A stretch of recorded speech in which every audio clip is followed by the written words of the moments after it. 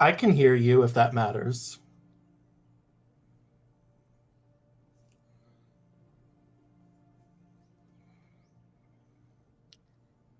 No one needs to hear the DM, right? That might improve the experience. So long as they can hear us, we're good. Did you break the internet already?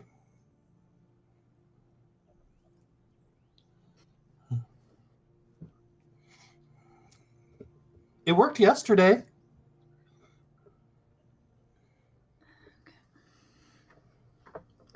Gonna think tall thoughts. Test, test, test. Test, test, test. Okay. Okay, let me see. Can they hear any Test, of test, us? test. Are we good? Can you hear me now? Awesome. Do I want to repeat the long monologue I had at the beginning? Uh, Probably should, because that was the Go intro. for it. All right, hello. Now that we have 5 years. Hello, my name is Z. I am the Dungeon Commissioner, which is a fancy title that doesn't mean anything, which is the majority of people I know have fancy titles that don't mean anything. And I wore a suit because of that very reason. These are my lovely players, 3 out of 4 of them Buck, Heidi, and Eddie. Um, Heidi has already changed her name on her thing to her character name, and that is awesome. We were waiting on one more party member who had an eye appointment, which is very important that they take care of their eyes. Um, this is our game of Dungeons and Dragons. We are going to be just a furball standing in the middle of the screen. We are going to be going through the Dragon of Icespire Peak that is heavily modified, and in the fall we will be transitioning to hopefully Icewind Dale, Rime of the Frost Maiden, also heavily changed just because. Can you mute yourself, Heidi, when you're Yes. doing tape? Thank you. Uh, we've changed some things in the universe just because it fit better with the themes of our characters or the themes of the world. One of the big things that we changed is cultural and species diversity. We don't have any evil races or good races or anything like that. No one is born a certain way into this universe. Instead, we are equal opportunity when it comes to evil. Anyone can be evil. And so we've changed some certain things for that reason. Finally, we have we're eventually going to have a subscribe and a Patreon buttons down below. And basically, where any of that money is going to go first and foremost to us providing basic equipment to make sure that everyone has the proper equipment that they need to do streaming stuff.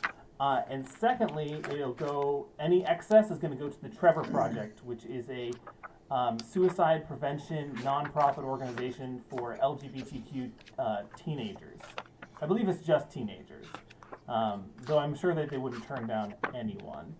Um, yeah, we have lines and veils, and we're going to be using the X card as our safety tools because we believe in having a safe, fun time.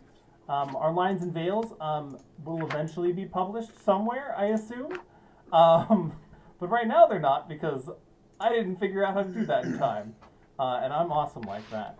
The X card is a very simple thing, though. All the players can see this when they go to their. There's a collection button in the top right screen for all my players. And if they scroll down, they can see a little thing that says Decks. And they should have a little deck that says X card. The X card is basically, you click it, it says show. Whenever it's showing, it basically means we're going to end the scene. Somebody's uncomfortable for whatever reason, and we'll just move on. Lines and veils are really simple. We have certain lines that, as players and as a DM, we're not going to include in our universe. And that's a bunch of dark stuff that I'm not going to talk about on stream. Veils are things that exist in the universe, but they're kind of fade to black, right? We're just throwing a giant gossamer curtain on top of everything. So they can exist, but they're in the background. And I think that is all of the junk that I need to get out up front here. Again, these are my lovely players. This is Buck, Heidi, Tim, and Eddie. Tim, can you change your name to your character's name? Do you know how to do that? Yes, you do. Cool. Um, let's go ahead and introduce ourselves. We'll start with Buck.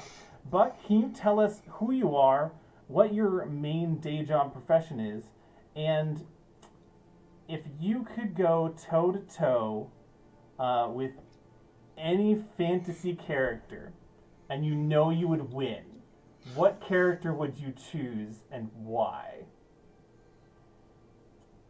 I'll have to think about that for a second. Okay. So, anyways, I'll get started. Hello, my name is Buck. I am a teacher. I teach 8th grade social studies.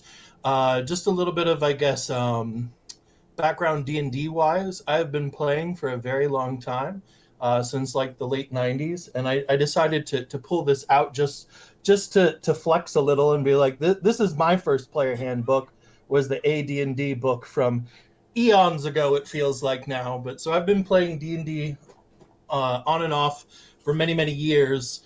And then what was the other question? I know the last one was the who I could take in a fight. The question was, what do you do as your main profession? Oh, yeah, I'm a teacher. I teach 8th grade social studies.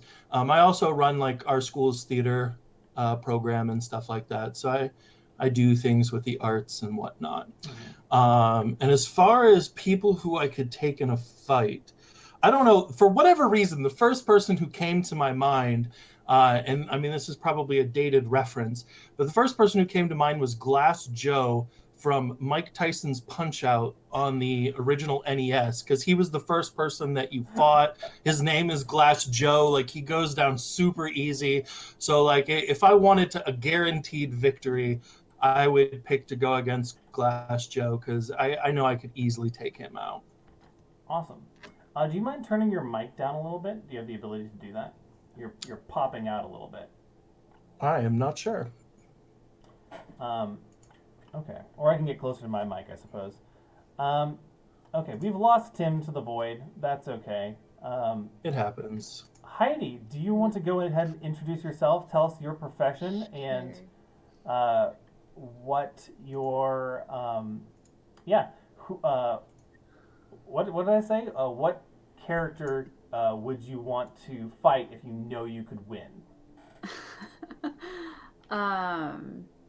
Yeah, so as you already said, my name is Heidi. I'm a community association manager, which is a fancy way of saying that if you live in an HOA or a condo association, I do stuff to help manage you. And if I could fight and win against anyone, I think it would be the boulder.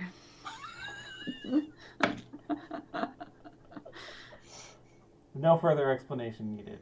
All right, moving on. We're gonna go over to Tim next, because Tim is back in the void.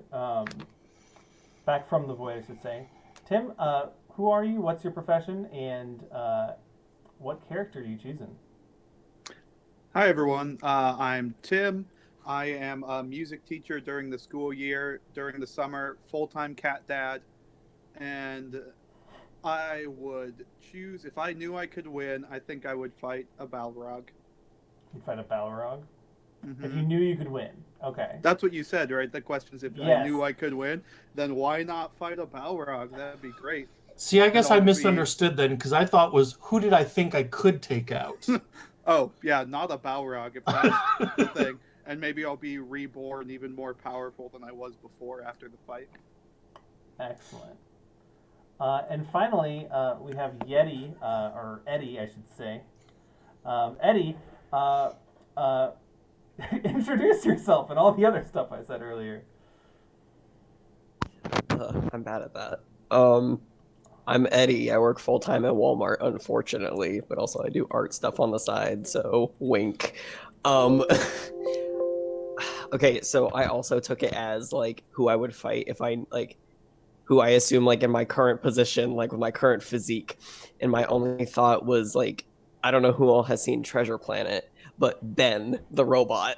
And like I could beat up Ben probably. That's valid. But like if I had the strength to do it, I was like, I'm gonna fight Thanos for no real reason. If you knew you could win, you'd be like, man, Infinity Gauntlet ain't got nothing on me. Exactly. Awesome. Well, we're going to head and introduce our characters as we jump over to the landing page. Our characters. Buck, tell us all about who you are. All right. My character is named Medyork Ilden. Although he's dragonborn, and so I should possibly reverse that because typically clan names come first. However, he wasn't raised by a clan. He was raised in a special magical library that the head librarian is a magical, intelligent owlbear, and he has little assistances because the library is under the water, so the assistants are a bunch of magical octopi. So I was raised by octopi, and they've made me into the wizard that I am today. So I am going out into the world exploring, looking for new books to bring back to the library, as well trying to recover some overdue books that some, I guess, people have checked out and not returned yet. Like, I don't know what's up with that. So watch out for those late fees, I guess. Mm-hmm. Excellent. I'm glad that you're the book police. All right, next up we have Heidi. Who are you playing?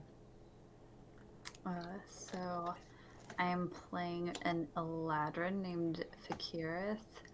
And I'm a cleric of Erdri Faenya, who's the like goddess who controls storms. A Tempest cleric, and so I came from the Feywild and have been going on a pilgrimage to learn about all the different natural phenomena and what I can like learn from those to harness like their power. And so I'm not used to being around people, so that'll be one of the things I get to learn. Mm-hmm. Excellent. Socially awkward Fey elf. And you have multiple season forms. I do. What? I need to know this up front. What season are we today? Today I think we're winter. Or winter? Because I'm wearing blue. Okay. That's valid. Next up, Tim, who are you playing? I am Gertwin. I am a gnome bard, and I like to party. And by that I mean, like, he's a friendly guy. He likes to make friends, likes to make people happy, will pretty much, like, do what he thinks the person or the group will want to do most, is to try to, like, make friends and make people like him. Ran away from home because his dad wanted him to, like, go into the family business and be a tutor, but doesn't want to do that. He's kind of a free spirit, musician, performer, street performer, and he's the life of the party. Excellent. And finally, we have Eddie. Eddie, who are you playing, and why does your name rhyme with your real name? So that was an accident, but I play a Furbolg druid who I know typically they are raised in clans and such, but actually Yeti and his mother lived off alone in the wild in the vast mountains, and eventually she passed away, and he resorted to like this very like secluded life because he like living with just your mom, you don't really know how to interact with anybody. And so ironically he would go out and like try to like break out of his anxiety bubble, but everybody would be terrified of him because he is this huge like creature just covered in white fur, and so jokingly people started calling him a Yeti, and that's just what he's known as to like the village who lived around in his mountains. And he's like very, very scared of humans now, as ironic as that sounds. Excellent. Yeah, you're afraid of civilized society. I can't imagine how that will go poorly for you in the future. All right, so I'm gonna set the scene for us here. I didn't show Gertwin's character to the chat, so I'll show Gertwin. Gertwin is this cute little gnome. These tokens are provided by Yui Kami, who is a artist on Roll20, and they do other stuff too. Other arts that are less cute and more, I think, Guild Warsy. I want to say no Warframe. I don't know. Check out Yui Kami. We're very grateful for their artwork. And we'll eventually have custom artwork for our characters instead of default tokens. So let me set the scene. You all have met in the city of Neverwinter, which is this cold northern town. There's a giant crater in it that people are slowly rebuilding from events in the past that don't involve us and you shouldn't worry about. You have all recently bonded over the fact that you saved a bunch of kittens from a veterinary clinic, because that was what you all decided was your heroic event that bonded you together. The veterinary clinic was named the Cool Cats, spelled with a K. I'm glad it burned. You're glad it burned. But you saved the kittens, and that's all that matters. We're not going to worry about the other animals that were in there, apparently. And recently, you have decided that you all are going to become adventurers. You got the thrill of adventure from saving kittens, and you're off to go do things. And you heard that the best place to start is a small little town of Phandalin. Nestled in the rocky foothills of the snow-capped Sword Mountains to the south of Neverwinter is the mining town of Phandalin, which is an adventuring town. They have recently had problems with a dragon, you think? Or some kind of flying creature? And so you see this as a great opportunity to go and stake your claim. You have hitched yourself up with... Let me find this character that I made real fast here.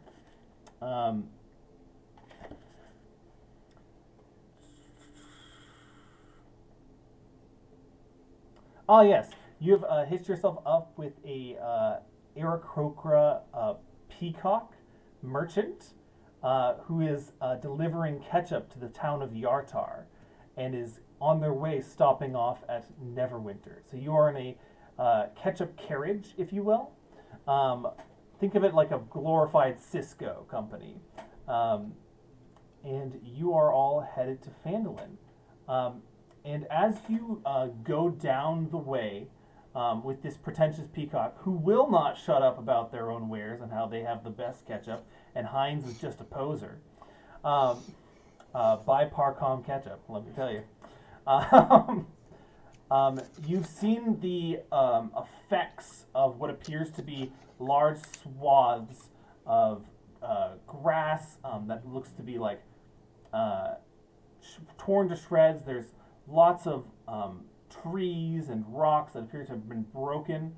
And it looks like something has been preying on things on the road along your way down south to Phandalin. As well as you hear from Parcom that a new gang has taken up place in this area, known as the Badgers.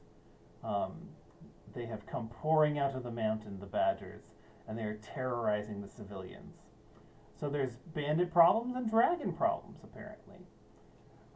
You arrive 3 days on your journey to the lovely little town of Phandalin.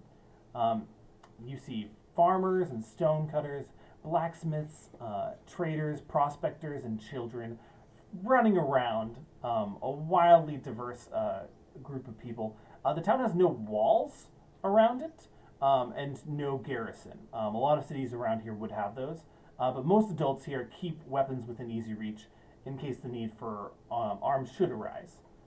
Visitors and adventurers are welcome here. A lot of towns are like, I'm not so sure about you adventuring types. You're probably going to murder the shopkeeper. But this time the shopkeeper has a giant battle axe, so you don't really want to do that. They're welcome here as long as they have coin to spend, or they're willing to help solve some of the problems in town. You can find the Stonehill Inn at the center of town, offering modest lodgings and meals. It's got a big sign that they've made out of I think it's pumice rock, the rock that floats on water. So it's very light and it swings in the air. A couple of doors down from the inn, you hear that there is a bounty board, a job board for adventurers like yourselves. And we find ourselves in the quaint little town of Phandalin. You guys are in the top middle section? I should also note to chat, at this point in time, this is the DM view. So they don't always see everything that you see. So we're going to be very quiet about that. I don't think they have chat open anyways, but it's just between you and me. We're going to keep things nice and quiet about what is on the screen. So you guys have just come off the Tribor Trail. You're coming into town, and the Aircoke Peacock looks over at the group of you. I'm going to go to Barthen's Provisions and drop off the ketchup here, then head off to Yartar.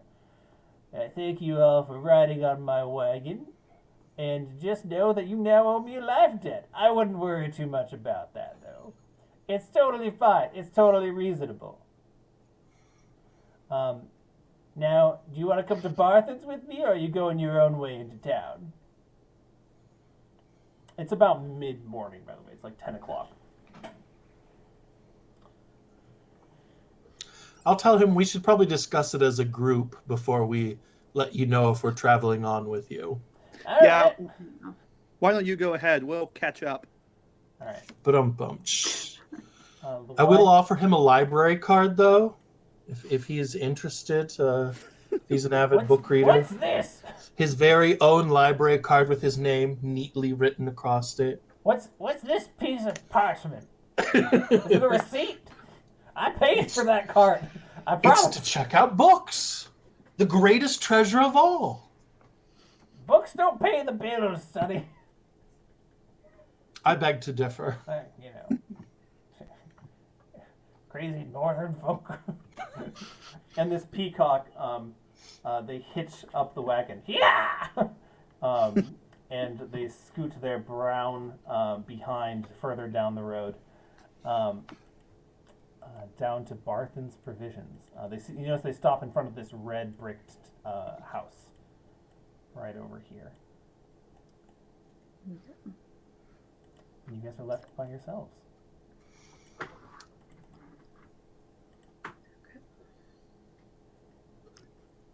So that's right on the way into town, so we can find him easily if we need to.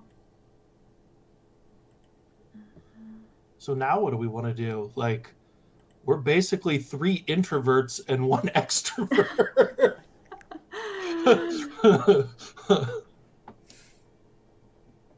Well, we know they've got a couple of problems here, so do we want to deal with the bandits first, or figure out whatever's been terrorizing folk? This guy. We could always ask around town and see what people have to say about both of them. Yeah. Bandits do sound easier than a dragon. Good warm up. Yeah. Warm up on some bandits, then take out the dragon. Good stretch. Excellent. I can't imagine this could go wrong at all. So would you like to go into town to see some of the buildings, or the bounty board, or are you just going to head straight out into the wilderness hoping to hit some bandits? I mean, I would say if there's a town center or like a tavern or something, like taverns are always great places to get info. You did recall that there is the Stonehill Inn, if you'd like to go there. And what were you going to say, Gertwin? Sorry. I was going to suggest this open town, looks like a town square on the map type of area. But going to the inn sounds good. You could also put on a Definitely on the town performance. square. I could put on a performance. What musical instrument do you have? I have a couple. I believe I have a flute, and let me pull up my sheet really quick. Lyre, I think. Okay. I have a lute, and I'm pretty sure I picked flute, so I got a lute flute. A lute flute. Lute and flute. Perfect. So as you guys are making your way into town, to the town square, which is what I assume was your plan, to the Stonehill Inn, yeah? Yeah. You pass by the peacock carriage, and you hear the peacock being like, "No, I want 350 gold for the lot." And you hear a voice, "Sir, we don't. That's too much ketchup. We don't need that much ketchup." Like, I understand this is a great new invention you made. Honestly, I just want like a single bottle. No, 350 gold for a crate. I'm gonna have to get my manager, sir. It's like, that's fine. I want to speak to your manager. And they're like pruning themselves up and getting into like a peacock fighting stance, if you want to think about it like that. They're flapping their little Aarakocra wings. There's a little sign above this place that says Barthen's Provisions, and you see a very concerned desk clerk. Across the way, you hear the sound of the ringing of metal on metal from an anvil, coming from this building right here. And yeah, would you like to stop at either of these two buildings along your way in?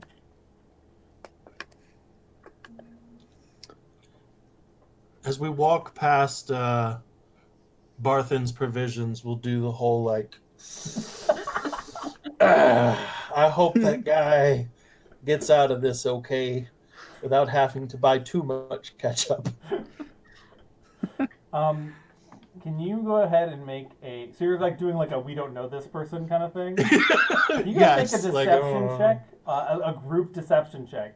We'll say the DC is 10, and if the majority of you make it, if 3 of you make the DC, then you can act like you don't know this person. All right, that's 1 success. It's 2 successes. There we go. And let's see the last one just for kicks. I am baby. How do you? How do you do this? On your character sheet, if you just click on the skill deception, it will do a roll for you. Oh. Also, neat. Z, did you want us to do where it has the 2 different rolls, or do you want us to set it up so that we can toggle between normal, advantage, and disadvantage? I like seeing both rolls. We'll always use the roll on the left unless you have advantage or disadvantage, in which case we Okay. pick one. I figured that was something worth clarifying. Yeah, we could talk about it in the future, but if we wanted to do it the other way. But it tends to be, if I'm asking for a lot of rolls, it just tends to be faster rather than asking, do you want advantage or disadvantage every time? And the less buttons people have to click, the less I have to worry about technology.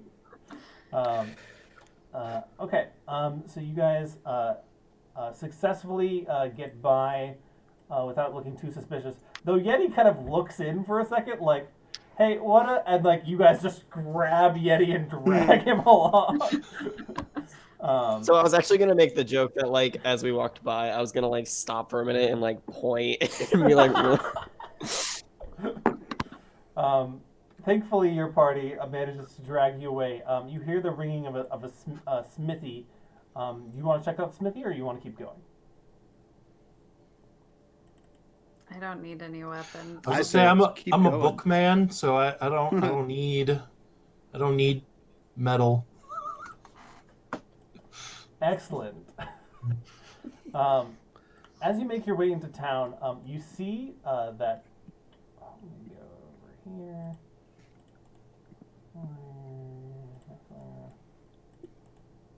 I don't know why As we're making our way downtown, can Gertwin be playing "Making Our Way Downtown" by Vanessa Carlton? That's acceptable to me. Yes. Can you go ahead and make On my flute. can you go ahead and make a flute proficiency check or performance check, your choice? So do I do? Okay, I think performance. A 10. It's average. It's okay. You're playing the flute okay. So you see the entrance to Stonehill Inn. Like I said, there's a little sign with a pumice rock up there. It says Stonehill Inn. There's also a little shrine over here with lots of what appear to be like medieval post-it notes that have been nailed to this shrine. There's also a small water fountain in the middle of it, where a bunch of coins look like they've been tossed into it. If you'd like to try and figure out what this shrine is, you can make a religion check. Can I try to read what's on a post-it note? Sure. Do they have writing? They do. In common, too. But they're, like, folded up. So, like, they're folded up and then they've been stuck on here like a post-it note. I'll try to look at one. Okay. You're going to open one up. Yeah. It's appears to be, it says, Dear Timora, help me overcome my gambling addiction. Sincerely, also help me win big next Tuesday at the potluck. Can I do a religion check to see if I know who Timora is? You may make a religion check with advantage because you've seen the name. Okay. 14. Good thing it's advantage. Timora is the goddess of luck, of good luck specifically. So there's a bunch of coins that are tossed into her, like a wishing well kind of thing, and then people have nailed the prayers to her, which are basically prayers for good luck, right? So this is a shrine of luck to Timora. There doesn't appear to be any priests or priestesses manning the area right now. It looks pretty deserted. But yeah. I'm gonna pull out a piece of paper and write on it, "May all books find their way home," and then pin it to the board. Okay. Can you go ahead and make a religion check for me?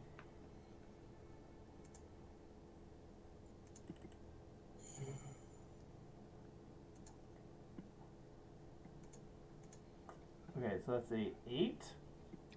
All right. Your prayer is mediocre. I'm not a very religious person. I'm more of a scholar. You're missing a lot of the these and the thous that you would need to make. Yes. In the old King James is not a copywritten term. In the old King Jamesy version, King James was an ancient Neverwinter king. We don't need to worry about him too much. Don't worry about it. Let me make sure here. But yeah, you guys make your way over to. You see that there is a large board over in front of this home right over here. What appears to be like a central building of some kind. But you guys want to make your way into Stonehill? Yeah. Yeah. Okay. You enter inside. Let me find the proper music for this. I have good music for this. I worked on this. In theory. Wait a minute. Game theory. Thanks for Hey! watching. There we go. You make your way inside. There is a some kind of performer in the corner playing what appears to be like a medieval banjo. It's a very sparse crowd. There is a bartender behind the bar with the best mustache you've ever seen. It comes out to like right here on the face, foot in either direction. And he's currently doing that thing that all NPC bartenders do, where he like cleans a glass kind of thing, and then goes back to a different idle animation where he cleans the table, and then turns around for a second, comes back with like 3 beer bottles in each hand, sets them on the table, all of them frothing with foam. Or not beer bottles, but mugs. Yes. What would you guys like to do? There's a variety of proprietors in the area too.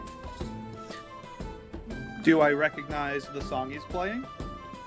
Go ahead and make a performance check. Yeah. Okay. Performance or history. 25. that better for music? Yeah. Yes. Cool. 25. Ooh, that's a crit. Roll a d100. We'll see if you get a little bonus extra. All right. This is like my favorite song. I have to remember how to type out the roll. /roll d100. Is that right? Yep. 95. Okay. You don't recognize this song, but now you know it. Cool. Like you just like you're like, oh, okay, yeah. I get the beat, I get the rhythm. Okay. And so you spend the next 10 minutes and you learn the song in your head. So now whenever you want to, you can play this song. It's cool. if you now have semi proficiency in the banjo, I'll let you make a Nice. banjo check if you can get your hands on a banjo, basically. Cool. You're Can I go over and jam with him a little bit? Sure. So you walk up to this individual. They are a Goliath. Nice. She has long braided dreadlocks that come down to her knee, and she's 7'6", so that's a lot of hair.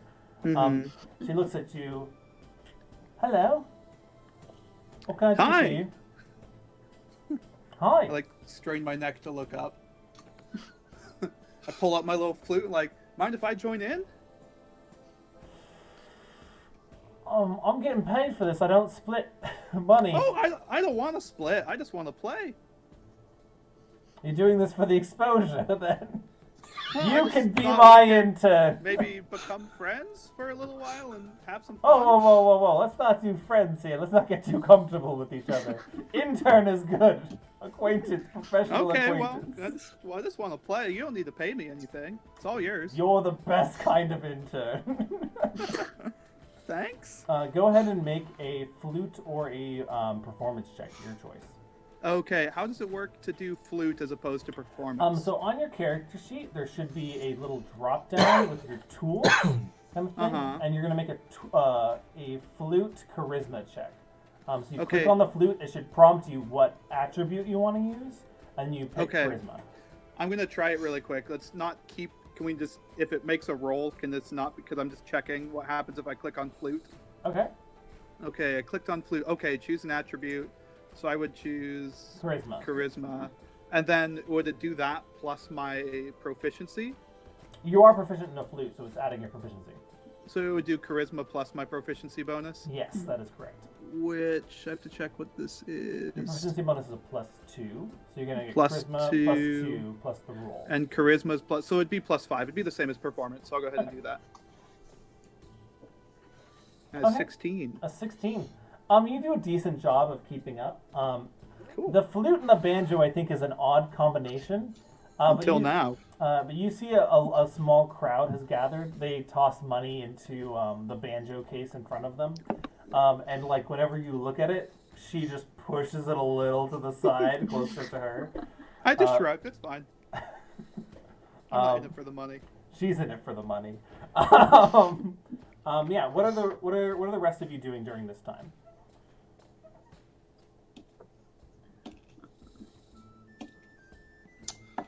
Any notable people in the room? There's the bartender. Go ahead and make a perception check if you want to try and find any other notable people.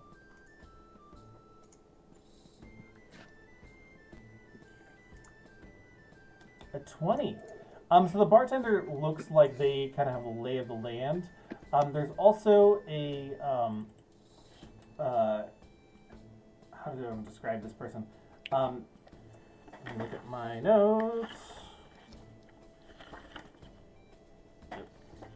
No. Okay. There is a person who is there's a human, maybe in their late 50s, a dark-skinned human with they're bespectacled, so they have Spectacles. Thank you. They have spectacles on their face, and they have the classic Morgan Freeman look to them. They look very scientific, and they are sipping a tea. And every once in a while, they'll put the tea down, and they'll do this thing with their finger where they just do this, and the tea will stir itself. So that's the other person you notice who seems to be impressive by any means. They're reading a book.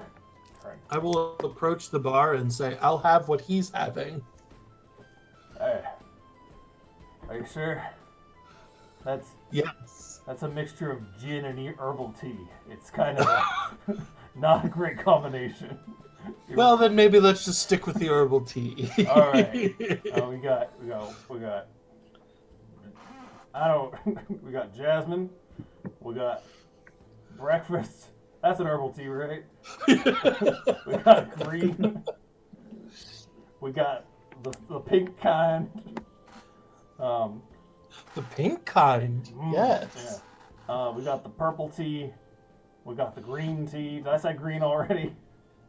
Well, how about, can you bring the teas out and I'll just inspect them as you get the water and the cup ready? All right, yeah. We don't really do water here. We have beer and ale. We can warm that up and we put the tea in it. You don't say! Mm-hmm. Mm-hmm. That must be a local delicacy of some kind that I'm not familiar with. Well, what if I give you water? Could you warm up water for me? How much are you willing to pay? What is standard warming charges? Well, let's say like a normal drink is going to cost you, I don't know. Let me look at my list of various prices. A normal meal is going to cost you like a silver piece, right? So a normal drink is going to cost you a silver piece. For this, I would go 2 silver pieces, though. That seems like an exorbitant cost. Perhaps I could persuade you to just do 1 silver piece. Maybe you could make a persuasion check. Oh, that's No. perception. That's persuasion. Oh, is it? I did. Good. I looked at the one on top of it, I guess. Mm-hmm. So how's he feeling? He does not seem budged. I'll tell you what. 3 silver pieces. I'm just joking you. 2 silver it is.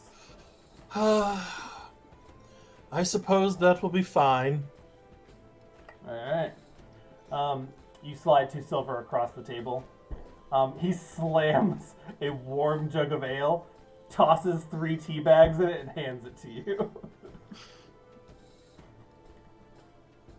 Thanks. Oh no, you paid for the hot water. For the right? water, yeah. Okay, no. Retcon that. He takes. So how do you provide the water? Do you have a water skin? I believe in like my pack, possibly. Okay. So Maybe I don't. How do I not have something to hold water? I have an old ketchup bottle full of water.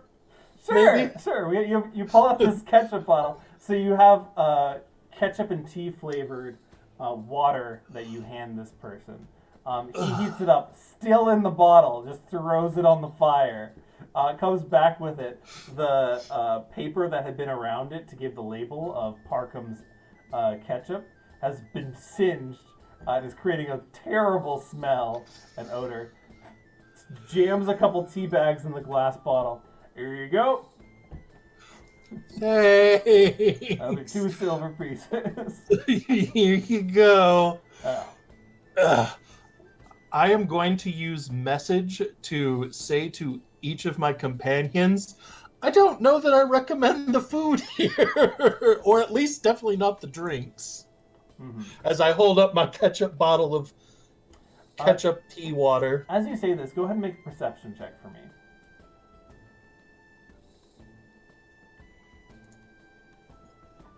There is nothing on anyone's plates besides meat. There's no vegetables, no fruit, no carbs. There's just meat. There's bacon, there's steak wrapped in bacon. There is different kinds of various pork, some mutton and some deer. It's literally the cartoon version of the giant piece of mutton that somebody is just going to town on. Can I get you some bacon or a steak? Perhaps I could have a mutton. A mutton. All right. Do you want that in a large or an extra large? Large, I guess. All right. Hands you this mutton. You are a dragonborn, right? How tall are you? Correct. I'm 6'2", if I recall. 6'2"? Okay. This mutton is easily 3 feet long and 1.5 to 2 feet in diameter. Diameter. I know how math works. Good. Yeah. I will take my food and my drink, and I will that's ask. 1 silver piece for that mutton. Okay. How is a giant thing of mutton 1 silver piece? But heating up water is 2. Listen, we got a thriving meat business here in town. I guess. Also, would you like to try some of our new ketchup? Just came into stock. I'm good, thank you. All right. But I'll approach the gentleman with glasses and ask if he minds if I sit with him. Eh? What's that? Do you mind if I sit with you, sir? You asked me, I'm saying. I lost my hearing. I'll set the ketchup down. Do you mind if I sit with you, sir? I guess. Sure. All right.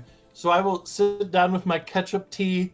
I will set my mutton down, and I will pull up a fork and knife and just like daintily cut off pieces of the mutton as I eat it. Yeah. He goes back to reading his book and stirring his tea. Every once in a while, shotgunning it, and you notice that he looks around and then taps it twice, and it refills itself. He's like, we have our ways of getting around the system here. I'll ask him, do you mind if I have some of that? All right, Sonny. Here you go. I'll take the ketchup bottle and like dump out the water tea discreetly. Like if there's a window nearby, like I'll try to discreetly dump it out the window and then use his teacup to fill up my ketchup bottle so I can have better tea. Okay. Glad I spent 2 silver on this. It reeks of gin. Like I said, it's gin and tea. That's right. I forgot. I just can't win. Absolutely. Fake curious, what are you doing during this time that Med York is getting hammered with an elderly gentleman? My plan was to just go to the bar and eavesdrop. And I guess have an ale since they don't have water. You want an ale? Yeah. 1 silver piece. Okay. All right. Now, do you want a large or an extra large? Are they both 1 silver piece? Yeah. We got lots of ale Extra here. large. Extra large, right? Do you want to jumbo that? Is it still 1 silver piece? Yeah. I mean, sure. Sure. We got lots of ale here. Hands you what can only be described as a small keg. All right, that's an extra large jumbo. You get a free steak with that if you'd like one. Sure, why not? We've been on the road a while. All right, how do you want that cooked? Well or burnt? Well. All right. You see him go, Brucey, we want one royal steak. You hear, yes, I'm getting it, sir. In the backdrop, and you come away with a lovely steak prepared very well. It's on the point of almost being burnt, and it's very dry. But it is steak. It is meat that is cooked, and a keg. Yeti, what is your character doing during this time? Probably I was saying probably awkwardly following Med York around, and the second he gets like his giant thing of mutton, he just sort of like leans in and like starts smelling it, and he kind of does like a, but then like goes back to smelling it. I'm just kind of like looking around. I'll offer seeing, you like, some. Would you like some of the giant mutton that I won't be able to eat all myself? I'm just gonna like take my hand and like rip off an entire chunk of it and just start like tearing pieces off. And I'm looking around to see if like anybody's doing anything out of the ordinary. Sure, go ahead and make a perception check.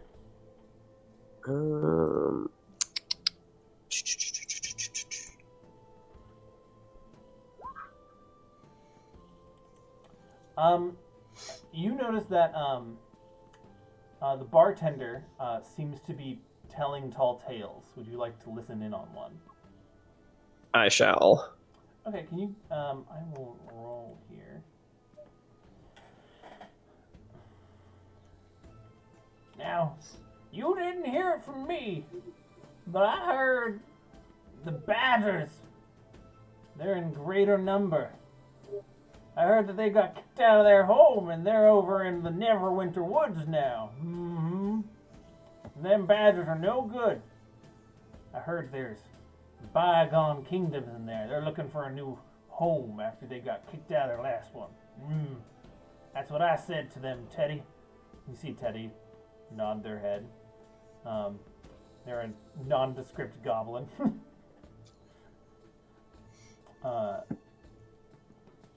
Yeah. So you hear this, overhear this conversation between Teddy and the barkeep.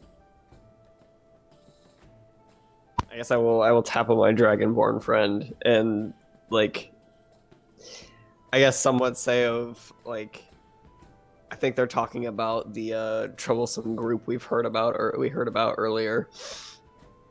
I will make note of that. Pull out a book, start jotting down some notes. Tell me everything you know. I will repeat everything you just said. You repeat the story. Do you include I was the gonna say mostly just like where they are, where the known location is potentially at. Awesome possum. All right. So you spend the rest, because this is still morning, by the way, that you are all getting wasted in. The best part of waking up is a giant freaking mutton. Excellent. Yeah. Would I have overheard this story too, since I was trying to eavesdrop at the bar? Sure. Go ahead and make a perception check for me.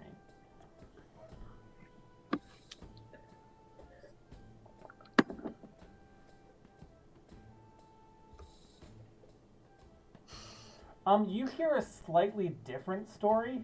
He's like, "Oh, Ambra. Oh, poor Ambra. All by her lonesome over at Umbridge Hill. I miss her dearly." He starts talking about Ambra in this person named Ambra, very lovingly and fondly, and a little possessively.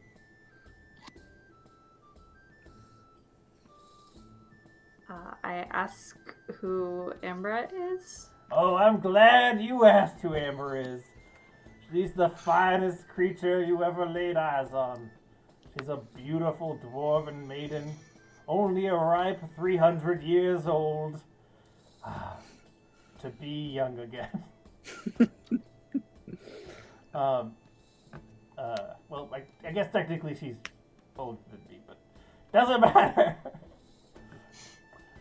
She has long, flowing white hair and a beautiful beard down to her toesy-woesies. She keeps her hair up in buns. We call them Leia buns, if you will. No particular rhyme or reason. She's stuck up in that windmill on Umbridge Hill with them ghosts. All alone, especially in this time of dragon attacks and bandits all around. It's a shame. You know, I tried to ask her out once and it didn't go well. I haven't washed this cheek ever since she slapped me.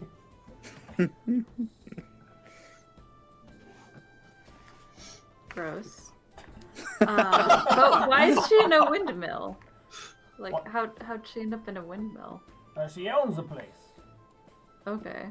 It's her, like, family home or whatever. Okay. Cool. Yeah, she lives up there. It's haunted by her dead ancestors, kind of thing. You know, it's stuff. People have stuff. Yeah. She's the one that got away. Like a single tear drops down into his mustache. I take a napkin and I like hand it to him. So Thank you. He takes the cloth napkin and dabs his mustache. Not his face, because that's the side that got slapped. But does dab the mustache to keep it from getting too soaked by his own tears. Yeah. So that's what you overhear at the bar. Is you hear about Ambra. Okay. Yeah. Can I talk to my fellow musician a little in a break in between sets? Sure. I don't remember the voice I used for her, so I'm gonna make one up right now. That's fine. Good job there. We're breaking in the money here. Or I rake it in the money here. Yeah. My Oh, man. yes. We heard some things about like a flying creature monster dragon on our way here. Do you know anything about that? Have you been in town long? Born and raised Fandolin, baby. Wow, you must know all about it then. Well, this giant spooky thing rolled in. A bunch of cold wind rolled out of Icewind Dale from the north and hit us mighty hard. A beast flew in and started grabbing cows and things and then flew off to the mountain. Does it come very often?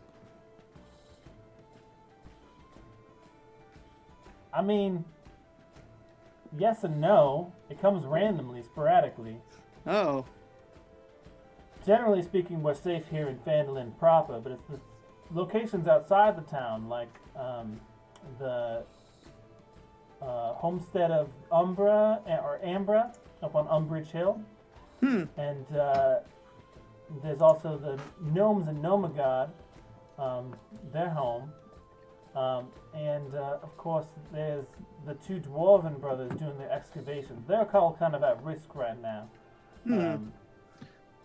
Well, I'm a little bit of a dragon enthusiast. Do you know, were there any eyewitnesses in town who I could talk to just to ask some questions? You could talk to the mayor, but he won't see anybody. He stays behind the door of his home. He's too frightened to go outside right now. Coward. I mean, yeah. But no one else got a very good look.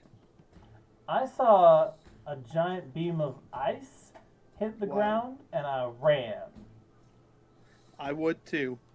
All I remember about it was those piercing blue eyes. Wow. It's a blue-eyes white dragon.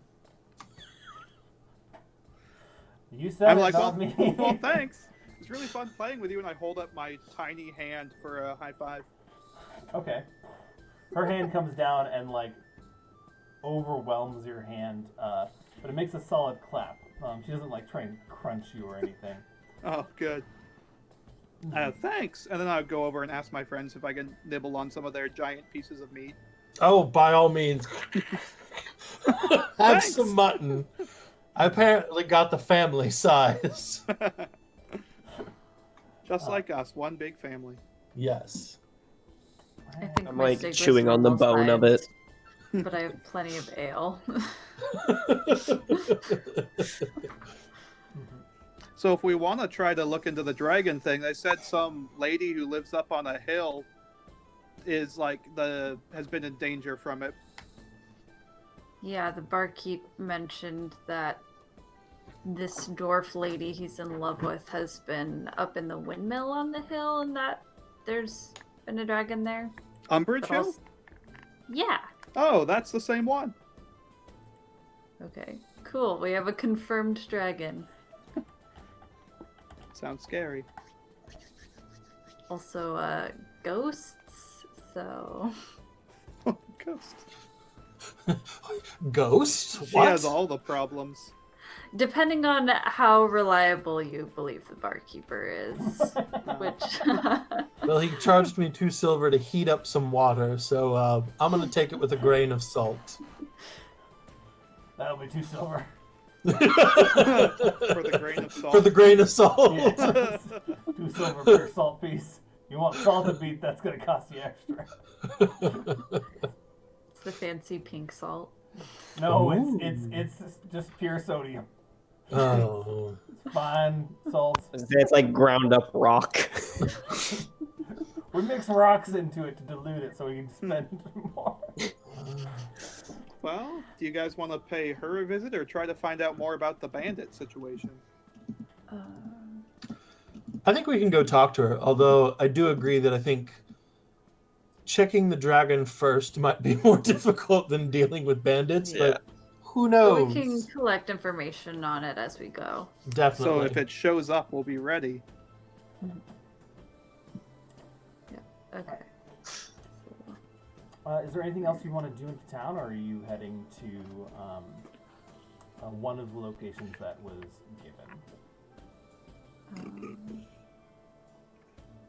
I think we're headed to I Umbridge was gonna say, Hill. I'm good with Umbridge Hill. Let's do Yeah. it.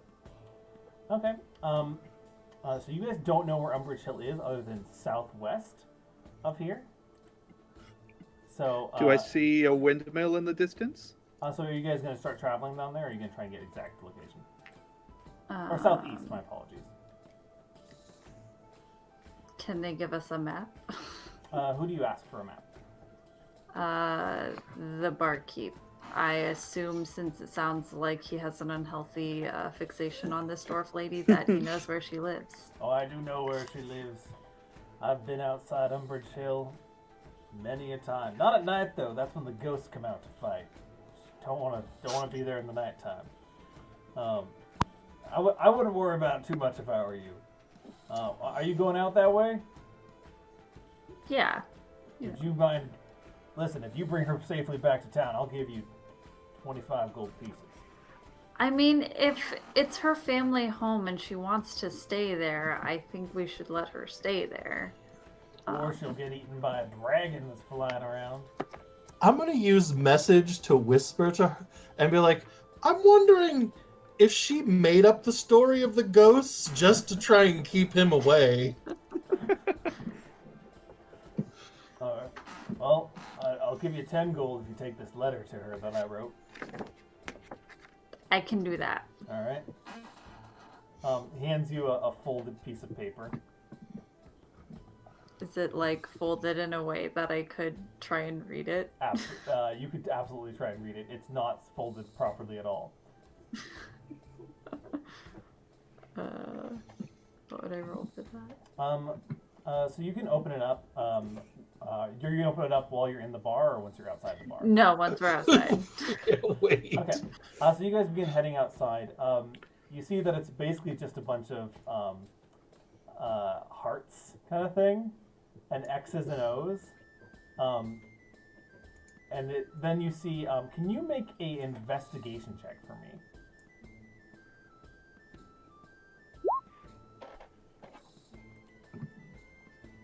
Okay.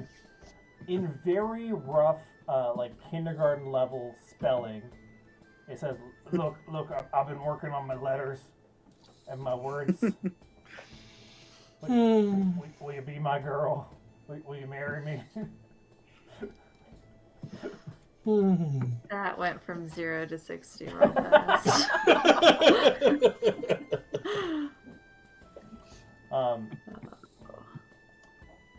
And yeah, and then it has like a drawing of a ring.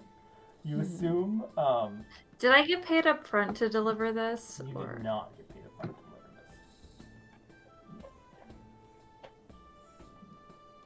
this. Go ask for 5 now and 5 on delivery. Yeah, a safety deposit. So you exit the bar, read what it says out in front of the bar. You're like, "Yep, I'm getting paid up front for this deal." You go back in the bar. Oh, did you? No, you can't have delivered it already. You've only been gone for like a minute. Yeah, I just, it's gonna take us a while to get there, I expect. So I wanted a deposit. That's, usually customary with contracts, like 50 up front, 50 on completion. Can you go ahead and make a persuasion check for me? That seems reasonable. There's 5 gold up front. Add 5 gold to your inventory.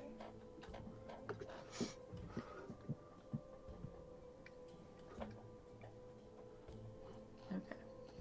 Thank you kindly, scary elf lady. I appreciate it.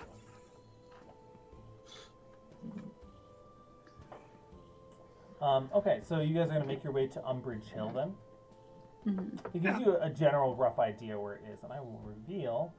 We're on the map now, right? Yes. Yeah. All right. Can you guys see where you are in Phandalin? Yes. Umbridge Hill is just down to the right. You guys been traveling there? It takes you to the rest of the day. It's now about 5 or 6 o'clock. It is still very bright and sunny outside. It is summertime after all. You see markings of what appears to be like the ground just suddenly covered in like ice every once in a while as you near the hill. And let me see here. This is normal. Okay. Nothing to be concerned about at all. I need to grab some character tokens. And you're in your ice form, right? Yes.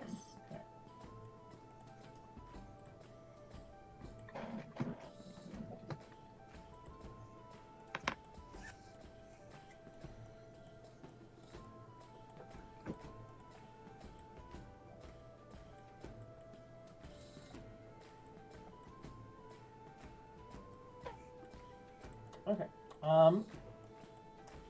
Let me do. As you approach the house, built on the slope of Umbridge Hill, you see an old stone windmill surrounded by an iron fence. Can you guys see where your characters are? You're in the north, eastern section of the map. So you're coming down that way as you rounded around the hills to find this place. You see a large winged monster. I think you guys can see it from your angle, right? Mm-hmm. There's Yes. a large winged monster with a spiky tail trying to knock down the windmill's front door. The monster, Is that Amber? the monster bears the face of a small boy. We're gonna say, what is it?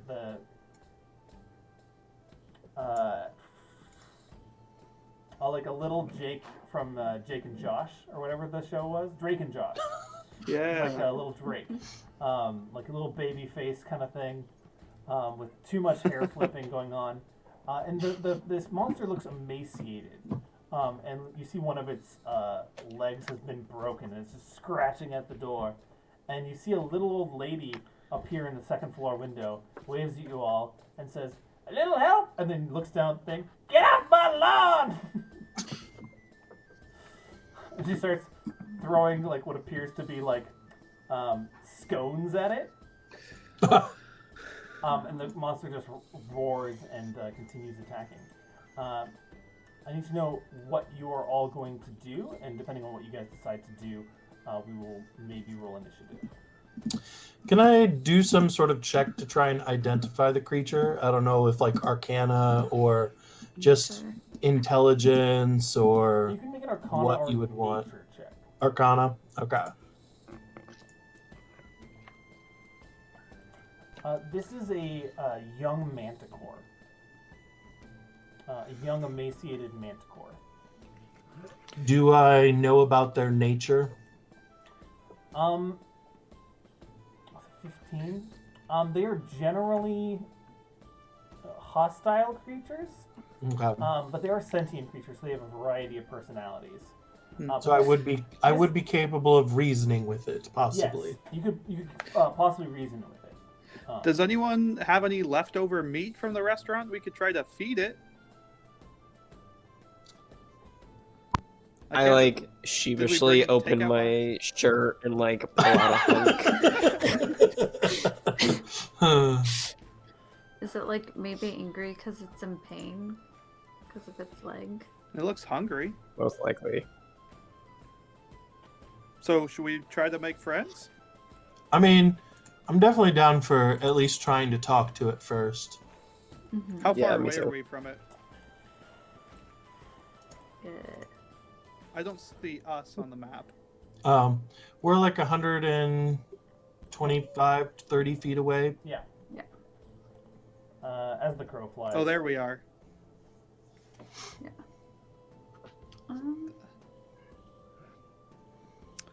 Yeah, we can get Well, I can go closer. bring it some food. Does any? So it's considered a.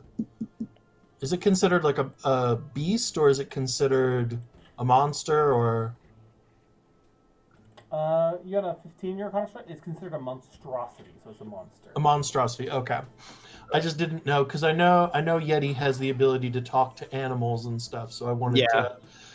to, and I assume has like some stuff for animal friendship and whatnot. So I didn't know Yeah. if maybe he would be good to try and interact with it. Yeti naturally can talk to I was gonna say, I don't know if- small animals, I believe.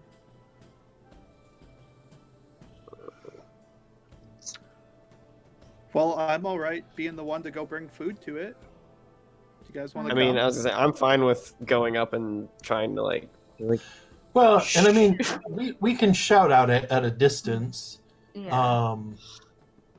And actually, I might try to use message first to talk to it, because like it can respond back in message. So message has a range of 120 feet, so I can move forward.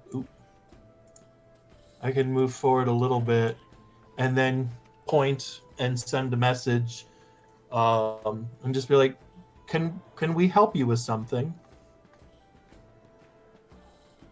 Who's talking to me?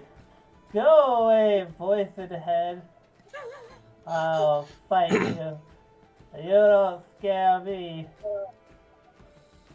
I'll send another message and say, "I'm not trying to scare you. We're a group of people who are behind you. If you want to turn around." Tell it we have snacks. So I wave at a distance. oh no. It limps over. And it shouts out, "What do you want?" And you see a scone just kind of like fly by. I'll ask him, "Well, are you okay? What do you want? Why are you terrorizing this old woman?" She makes healing potions. I want a healing potion. Is there something wrong with you? Looks down at leg. Do any of us have a healing potion? I have healing Well, word. I Okay. have cure wounds. Oh yeah, either of those would work. I was gonna say I was tempted to possibly try and use the medicine skill to do a check or something, but I can I don't do think I healing have a word. kit.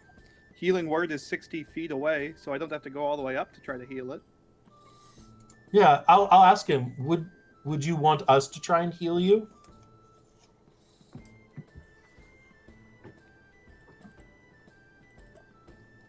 You can heal?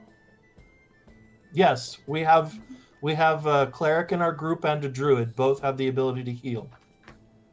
I want the potion. Can you make an Is there a insight check? reason why you specifically want a potion? None of your business. Can you make an insight check for me? Yes.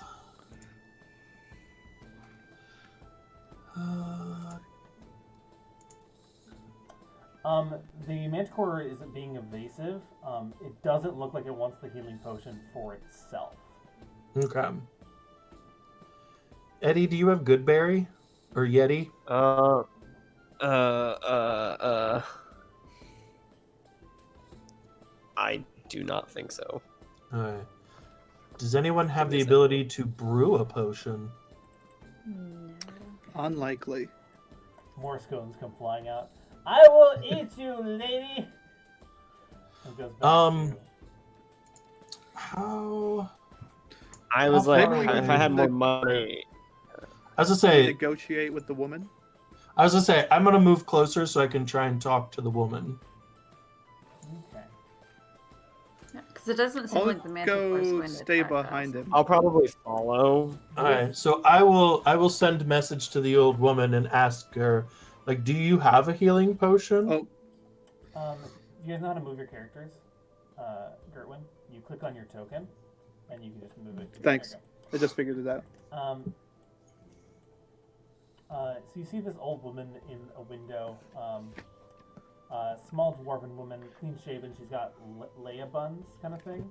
She doesn't quite fit the description that was given to you, but you see this old elder dwarven woman, scone in hand, and what do you say to her, Majork? I'm gonna ask her, like, do you have a healing potion that you are able, like, I guess maybe I should ask, like, what's going on with the Manticore? Maybe to start It with. wants to eat me. I'll say he seems to want a healing potion. Do you have healing potions? She hucks another scone. I've got one right now. Would you be willing to part with it? Well, it's. Do you know what sourdough starter is? Do I know? Sure. I'm very no. Writes down in book sourdough starter. Well, you Look see, up in order to later. make more healing potions, I need a little bit. So I need one healing potion to make more healing potions. I'll ask her. Do you know if anyone in town would have healing potions? Maybe. I provide most of the healing potions for the town. But you could probably go over to like Lion Shield Costers or Barthen's Provisions and purchase one. They sometimes get goods from out of town. So I'll ask her. Would you be willing to give up your healing potion if we would go and get you a new one? Be aware they hike up the prices on those things. Throws another scone. You see the thing is now trying to climb the. Like it tries flapping one wing, and it like you notice the wing does not quite flap, kind of thing, and so it goes back to trying to fit through the broken door. I will relay this information to the rest of the group and say, hey, she does have a healing potion. She thinks the Manticore wants to eat her. However, she's a little reluctant to give it up because she needs it for her sourdough starter. I offered for us to go and get her a new healing potion from a nearby location. How do you guys feel about that? I have an herbalism kit, so technically, if we had more money, If So I you could could make make one one? for her. Yeah. Then I say let's do that. okay. Because I mean, The we could possibly forage for the materials needed to make it.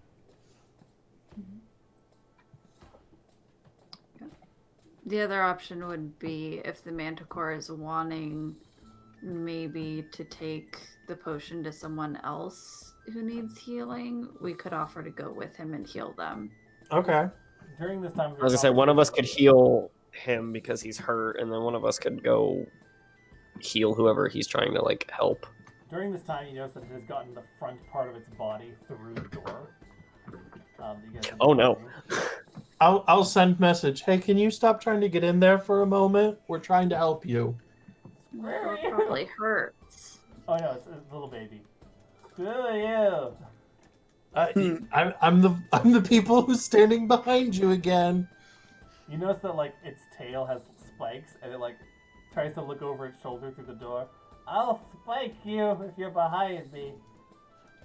I'm too far away for you to spike me. Well, it like gets the rest of the way inside.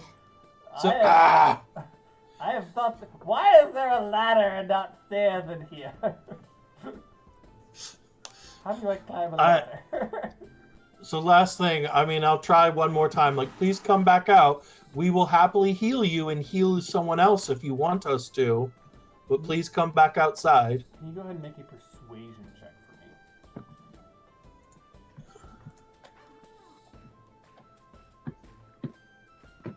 me? I'll give you advantage on this because of your RP. Okay.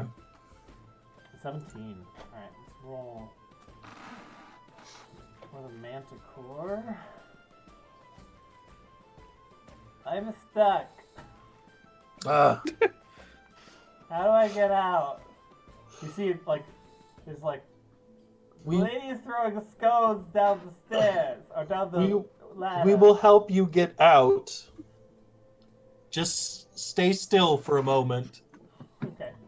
So you guys approach the windmill. Yes. Yeah. So I'll explain to them Yeah. everything that just happened. Hey, we're gonna help him out. I think he's gonna let us go with him to try and heal whoever.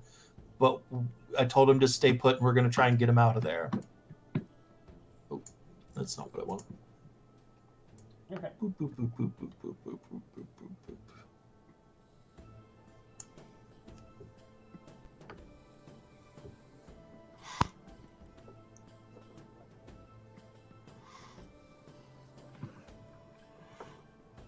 Does it look like he's having a hard time because his leg is broken, or is he just too big? He's too big. And also his leg Okay. is broken and his wing is broken. And as you approach, Fake here, if you're in the front, can you go ahead and make a medicine check for me?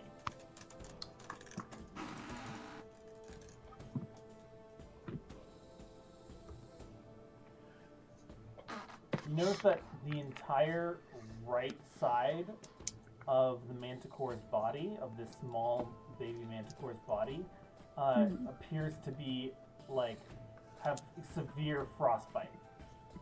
Okay. Would it help if we removed the door? I already Probably. removed the door from its hinges. That's how I got in here. You notice that like the claw marks around the door frame, like chunks of stone has been torn out of this thing. By the way, question: is it speaking right now? Like It's actually speaking, common yeah. speaking? Yeah, it's speaking common.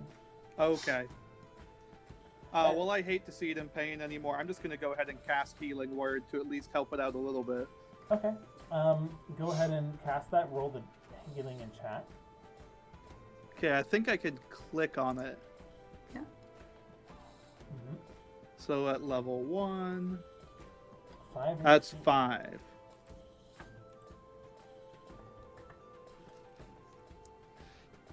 So what do you say? So healing word is a verbal spell. So what do you say that heals it? So it's not like that doesn't mean that there's a specific phrase. Do I just have to speak something? You're a bard. You can say whatever you want to say. I'll start singing it a little comforting lullaby. Hush, little Manticore, don't you cry. That sort of thing. Exactly like that. Yep. Beautiful. That's a soothing song. Sing me another.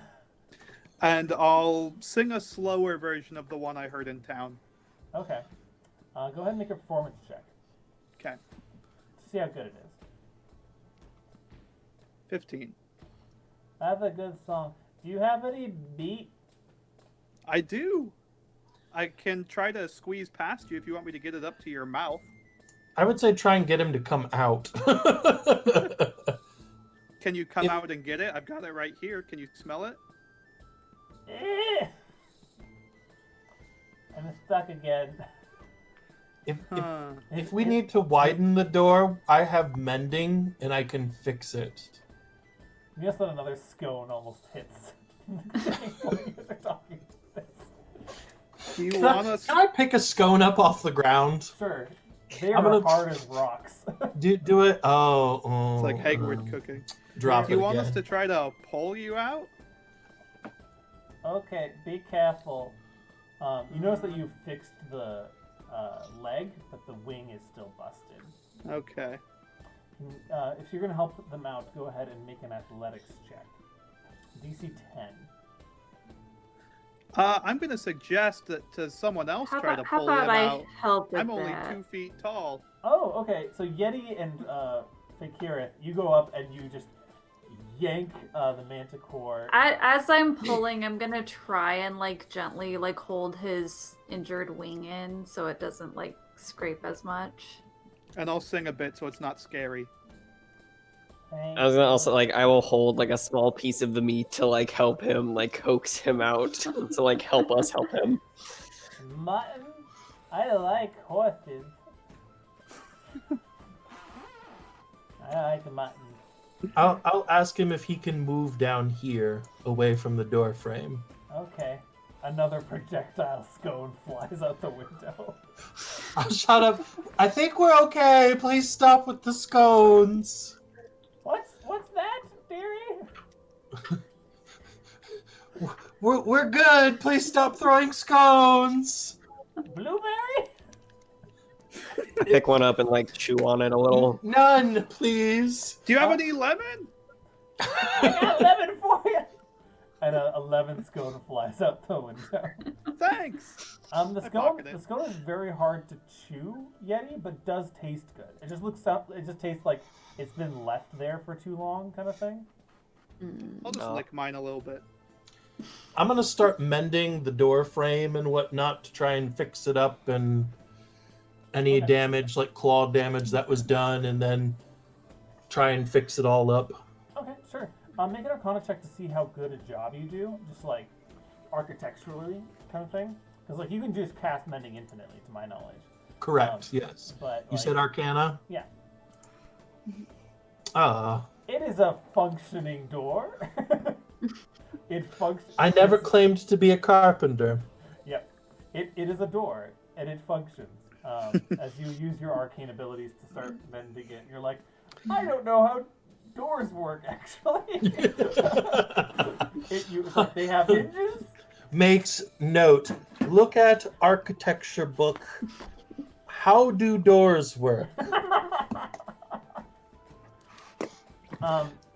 So you guys have a manticore. They're eating the mutton. The lady has stopped throwing scones currently. Okay. Okay. So what's your name, little buddy? My name is Maddie. That's a great name. Mm-hmm. Who do you need help with?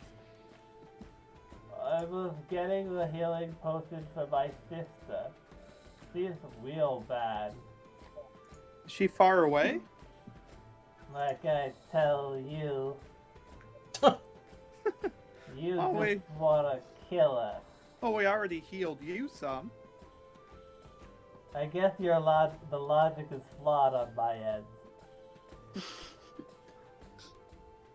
So, can we help her? Do you have a healing potion? No. We're gonna get Yeti one. Thinks maybe you can make one? I plan to take the one from the lady in the windmill, and then I will eventually make one and trade it back for her. Okay, you're trying diplomacy. Mom and Dad always used to talk about that before the dragon came. I'm not good at it. I'm good at biting doors. You're really good at biting doors. That's still an effective method. And I'm mediocre at fixing doors. Buck, you realize that one of the reasons that like you didn't quite fix the door is because like it has a giant piece of the door stuck in one of its teeth and it's trying to get it out right now. You were just missing some of this material. Oh. So are we gonna go try to get this potion from the lady? From the dwarf? Yeah. And I have to deliver the letter to her, so I think while like the dragon. Let's get the potion first, Yeah. Okay. and then be like, by the way. By the way. By the way, your stalker sent this. Okay, so you head up the stairs. Are all four of you going upstairs or no? I will figure I will maybe- leave the rest of the meat. I mean, Okay, I that could works. keep Manny out of trouble. Okay, so Gertwin, you're staying That behind? probably would be good. I'll try to get that little splinter out of Manny's mouth there. Okay. Alright, I'm gonna grab the rest of the three of you. If you want to go inside the first floor, you can. It's a pretty nondescript room. I'm gonna... you see the ladder there? It leads up to the second floor. Scroll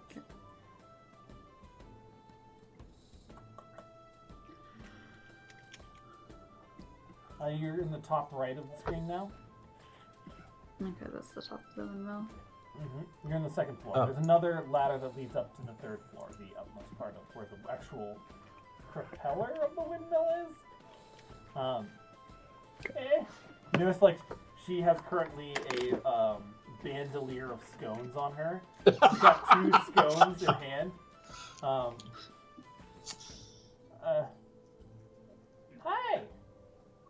My Hello. name is Adabra Umbridge. What can I do for you, folk? So we tried to kind of help get the Manicore out of your house. Very Would you be willing to give us your health potion if we replace it in the near future? You can replace it? How? What witchcraft is this? Exactly that. Our friend Exactly here that. is a druid, and he has the ability to brew potions. So he will make you a nice fresh batch of healing potion for your sourdough. Like checks notes, sourdough starter. No, I meant to be like, it's like sourdough starter. You need Oh. sourdough starter to make sourdough, to make more sourdough. And like, you need 1 healing potion to make more healing potions. Oh. At least the quality that I have. So like, this is a he holds up like this tiny little red vial. This is a standard healing potion. I can make better healing potions if I have this healing potion. But like foraging the material for a healing potion is, listen, my back's not as good as it once was. That's fair. So unless one of you is proficient in like herbalism or alchemy, I ain't doing that. Huh?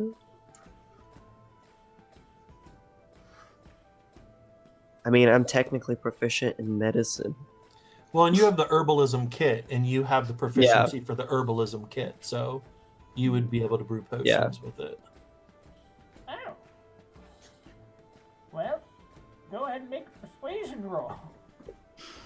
Oh no. Does someone have a good charisma? Nope. Your bard is outside. I know. Oh. Oh. I can be convinced. Alright, here's the healing potion. If it gets rid of the manticore, and you get me another one within a 10-day, we'll call it a deal. We can definitely do that. Mm-hmm. Why are you out here anyways? Oh, we came to talk to you. Yeah, we heard there was trouble in the area and thought you might know things. Huh? We heard there's been a dragon around your tower. Yeah, it's been trying to eat my sheep. Does it like come on a schedule or like every 2 or 3 days? Like I would say once every random amount of time. That's very helpful. I'm a very helpful old lady. When was the last time it was here? Like 2 days ago. And the Manicore showed up yesterday. I've been fending it off with so many scones. And I've heard rumor that there are ghosts. Filthy rumors.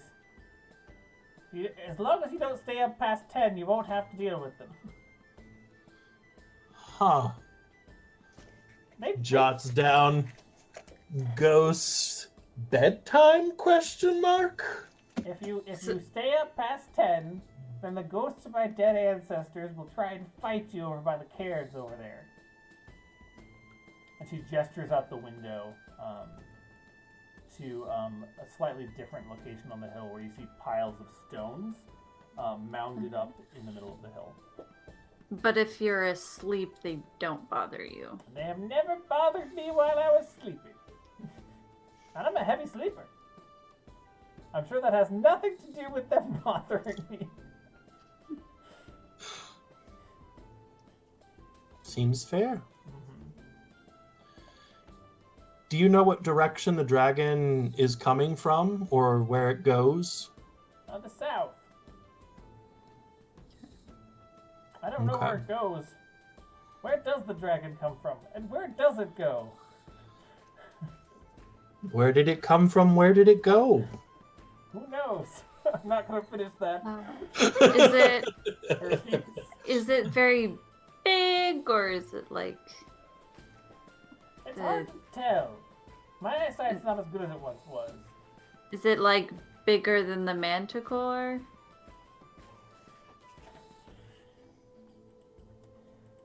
Hastily looks up sizes. Is it larger than a bread box? Is it larger than the windmill?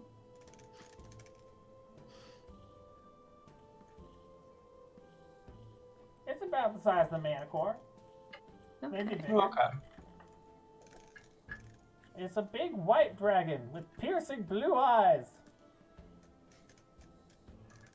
I've named it. I call it What? a Kaiba.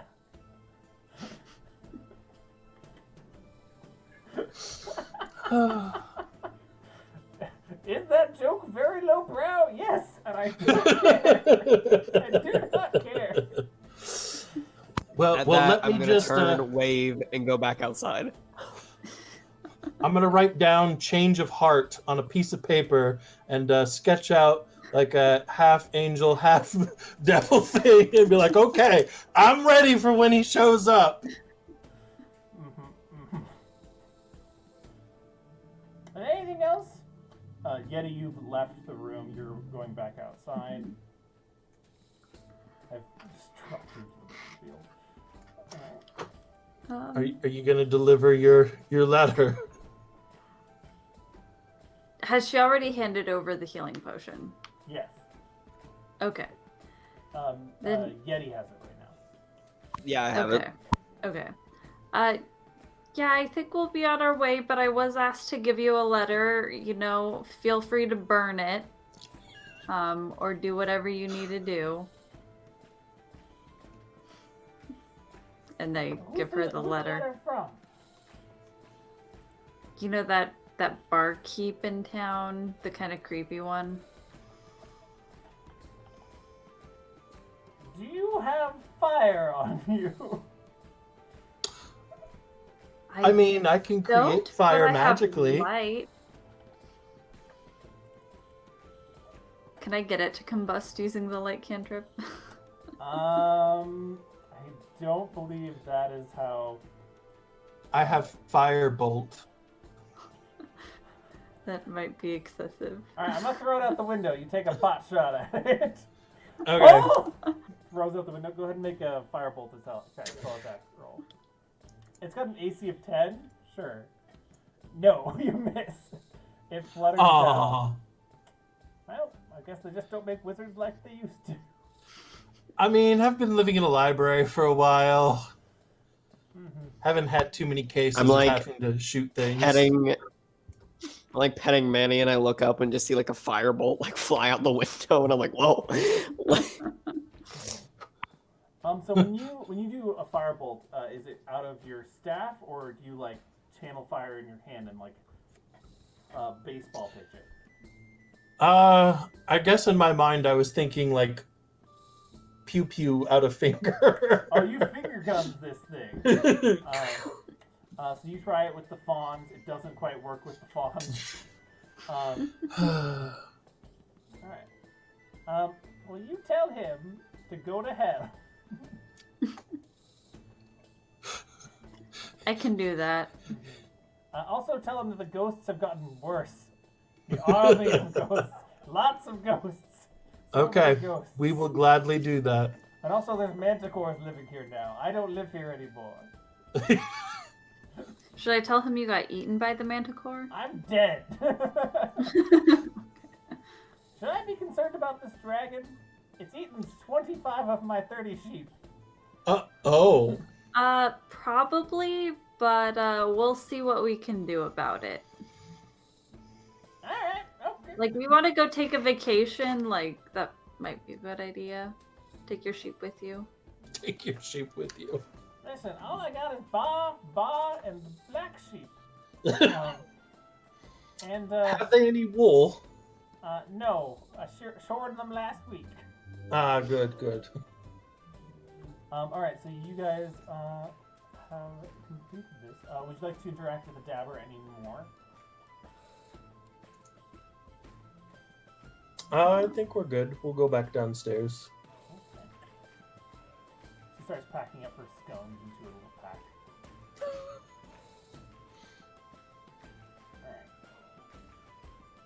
Alright. As you're leaving, can all four of you make an investigation check for me? As you enter into, like, the ruined... This is an ancient part of the town, that, like, part of the mill that looks like it's fallen over time.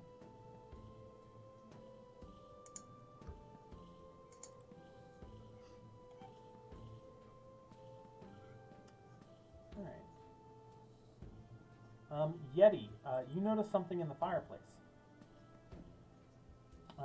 I will. I like get like face down into the fireplace. Alright, you pick it up, like there seems to be, because like everything else is burnt and like rubble here, and you find a stick that is, looks like an, ancient, like wooden, stick with a oblong rough stone at the end.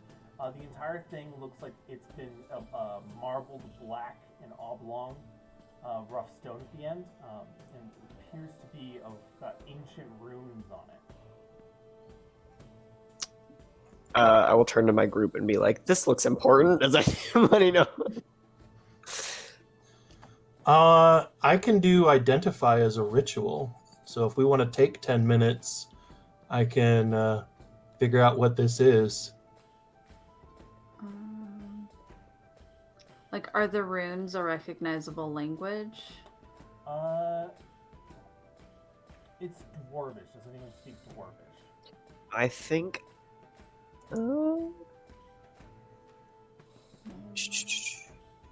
Give me a hot second. Do I have? Tim, you're muted.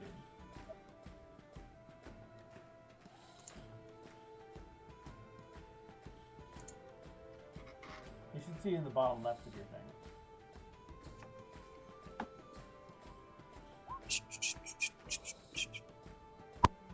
I can't hear Tim. Can anyone hear Tim? No. No. Alright, okay, cool. Oh shoot! No, it's dang it. Never mind. Sad. Alright, so no one can speak it. Oh, the lady in the tower would. I mean, I also have comprehend languages, so if I needed to, I could, but it would be easier just to do... To find a dwarf. Well, to find a dwarf, but also just used identification spell as a ritual. Oh, I guess comprehend languages can be done as a ritual also. So, I mean, again, 10 minutes, and I could know, but at that point, I think just identify would work better. Yeah. Alright, so you take 10 minutes, and complete kind of your first mission here without any combat. And identify this. This is an old fire stoker kind of thing. It's an old ancient dwarven fire stoker, and it functions as a +1 club. Oh. So if one of you want a +1 club / fire stoker, there it is. +1 club, anyone? Fire stoker. I don't hit things, so it does no good for me.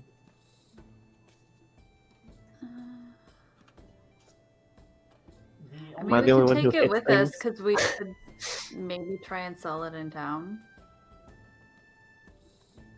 If none of us ends up having a use for it. What do you do for combat? I think I think my main thing is an axe, so I don't think I could use it. And you have your shapeshifty. Yeah, I have my short bow, a hand axe, and my shifty. Okay. Fakirith and Yeti would get the most use out of it. That's kind of what I figured. Either of them, rather. Because Fakirith hits things, Mhm. and having a weapon that is a +1 that overcomes magic resistance would be nice. And Yeti is proficient with clubs, because he's a druid, and also can hit things because they're a big, strong druid. Strong druid boyo. So does it overcome magical resistance because it's a +1 club, or there's... Okay. Yeah.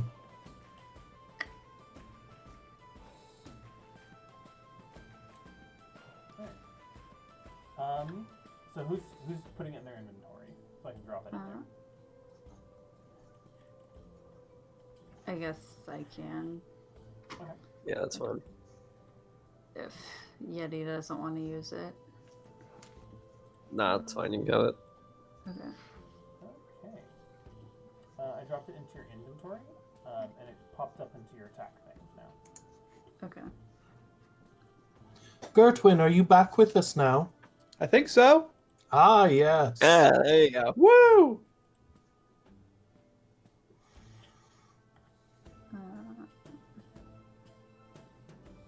You just missed us finding a +1 club. Dang it, I hate it when I miss important things. I was just really distracted grooming Manny. Yes. We saw. Yeah, Okay. give him a little scratch behind the ears. Manny begins leading you off into the woods to the west for about a half an hour, and you see that there's a very roughly thrown together like thatch that kind of like covers up an area. It looks like it's been very haphazardly thrown together, and you hear mewing, I believe is the term, for like multiple meows coming from the other side of the thatch. And you hear, big brother, big Maddie, is that you? And Maddie's like, yeah, that's me. I got you. That's my sister, Corey. What was that? Cora. Oh, Cora. okay. Cora and Manny. My name is Manny and her name is Cora. And we're the Manticore twins. Cute. You make your way into the thatch, I presume. As you make your way inside, I definitely do, so I can like. you notice that most of her body is completely covered in frostbite and looks broken. And that there are heaps of berries and leaves that Manny has tried to put on top of her, kind of thing. She seems to be like shivering right now. I will like steadily approach her and like hold out the healing potion and be like, "I'm here to help you if you let me." Manny, who's this? That's Weatherby. We're besties now. I'm basically the coolest person ever. That's true, big brother. Yeah, I'm the big brother because I was born 3 minutes earlier. Very impressive. That makes sense. I imagine Manticore birth takes a minute. I'm this many years old. Is it normal for manticores to have multiple children with a birth? No, it's a genetic thing. Like, my mom's mom is a twin, and her dad's mom is also a twin, kind of thing. It's like it skips a generation. Gotcha. I IRL don't know how twins work, so I'm gonna guess that's how it works. Jots down. Manticore twins skips generation. Okay. Thank you. Do you give the healing potion, Yeti? Yeah, I'm gonna walk up to her and like help her drink it. I assume I just like click. Yeah. As you like pour it into her mouth, she like tries to cough and spit it back up a lot, kind of thing. But you manage to like hold her down and pour it in there. And you notice that the frostbitten limbs, her levels of exhaustion are still there and stuff, but she can now heal properly, given enough time. Basically, she was like on death's door, basically. And now you've saved a baby manticore. Thanks, guys. If I casted Cure Wounds, would it like help her anymore? Yeah, it would help her speed up her recovery. It would help her speed up her initial health, but she still needs time to get over being just tired. Like her body is worn down. Thanks for helping. While Yeti is helping cure Cora, I'm going to ask Manny, like, it seems like you were possibly attacked by a white dragon. Oh, yeah. I don't want to talk about it, though. We were going to possibly try and get rid of it. Revenge. Do you know where the white dragon is? Where it lives? No, but it did push us out of our home. It like swooped down one day. We were just chilling, right? And then Mommy and Daddy went to fight it. And they're still out there fighting it. We're just waiting to hear back from them. When we go to fight it, would you want to join us? Can't bring kids on a battlefield. He's a child.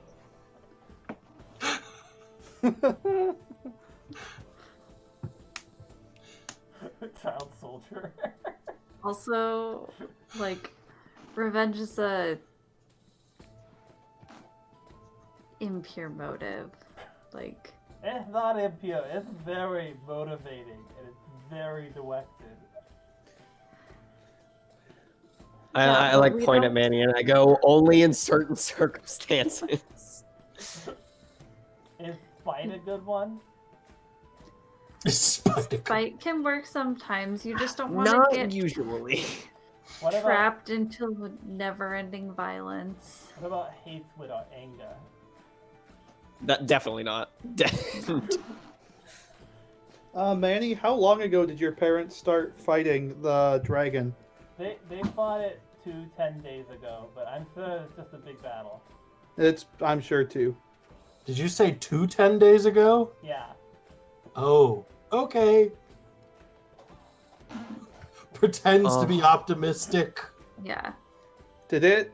So your parents are working very hard, so I think the best thing is going to be for you to stay here with your sister and you guys can take care of each other while you wait for us to take care of the dragon.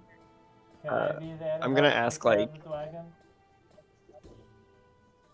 Sorry. like, is the area they're in, like, are they relatively safe where they are? Like, nobody really bothers them there? I mean, there's make a nature or survival check to kind of scope out the area. Nature or what? Or survival. Oh!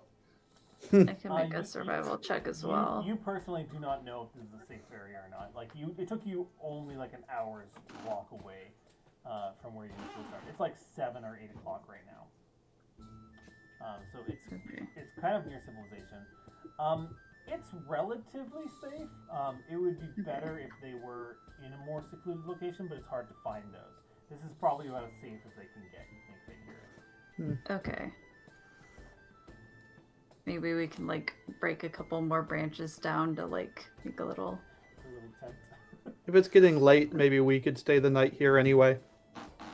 Do you eat the vegetables? Because we don't eat them, and we tried to kill my sister that way, but they just tasted yucky. I love vegetables. Okay. This is an onion.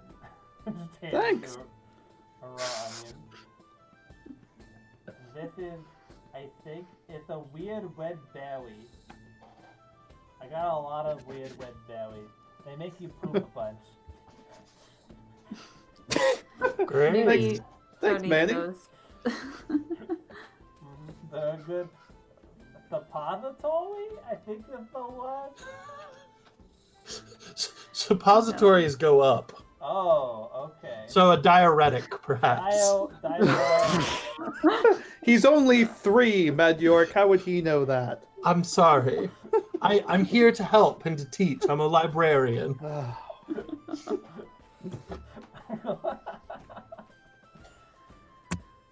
Okay. Are you gonna spend the night? Is it gonna be a sleepover?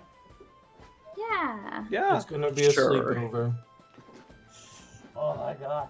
I can tell the best sleepover stories. You were little weed. Sounds great. I look forward to hearing it. Prepares to write down Manticore children's sleep stories. Manny tells you a wonderful little tale of some manticores who went into a land under the ground and fought giant demonic manticores, pushing them back to the realm from which they came through magical manticore magic and other such bullshit. Befriending the mushroom manticores down to the ground. Yeah, that's the story. The hero is named Manny for some reason. You can't figure out why. Wow. That's weird. If we are going to sleep here, if there's nothing else to do, I want to teach Manny the lullaby I sang him so he can sing it to Cora when she's getting better. Okay. Go ahead and make a... You're transferring over information, right? Yeah, through song. Okay, make a performance or persuasion check. Try and get it 'Kay. across. Nice. Manny seems to understand the general gist of what you're trying to get across. Good. And starts humming it and doing like a giant foot stomp kind of thing. Good. Yeah, I joined in. I stomp right along. Stomp, stomp, stomp. You guys get the benefits of a long rest over the period of the night. Nothing eventful occurs because it is semi-hidden. You do, however, in the middle of the night, hear the sounds of battle and very loud Scottish accents. And have like lots of have at these kind of thing going off in the distance back towards Umbridge Hill. You hear for the honor of the Grey Scone being shouted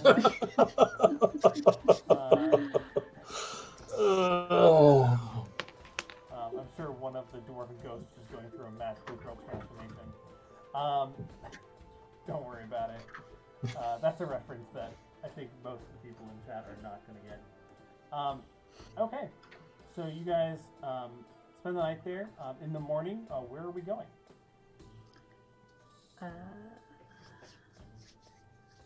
So we need to try and make a potion to replace the dwarf lady's potion. Yeah.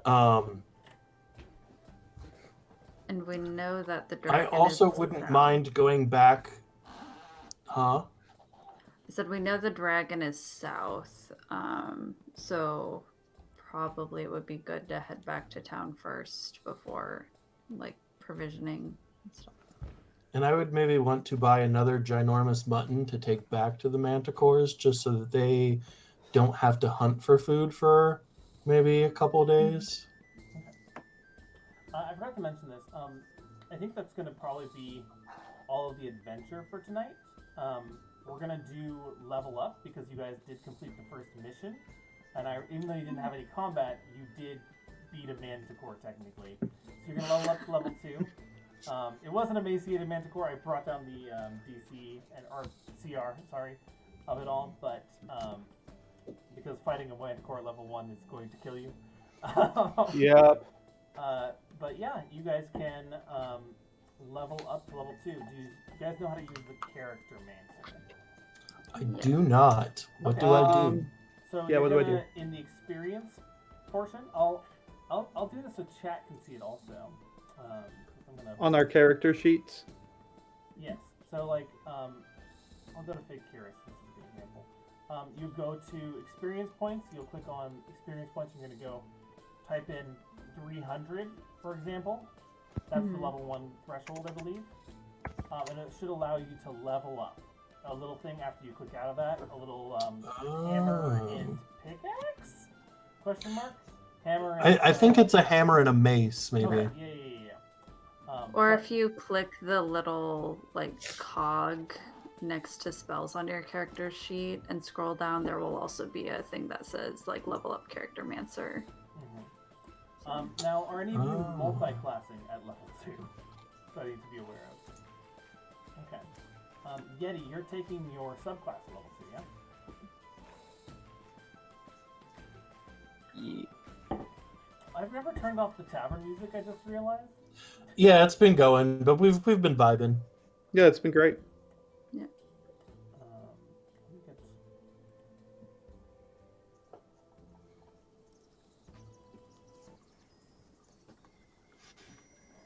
Oh, this is our rest music. This is your rest and level up and Manticore Glade music. Ah, Manticore Glade. Oh, yes! You guys got your technically first 2 magic items. One of them you spent on a Manticore, though. So congrats, you leveled up, you got a +1 club, the most useful of magic items. Aren't I a kind and generous DM? So good. Helpful. Yeah. So how are we doing HP? You can either roll or take the average. If you roll, you do commit to it. So what is... It's your hit die, right? Yeah. So it should have a roll or take the average button.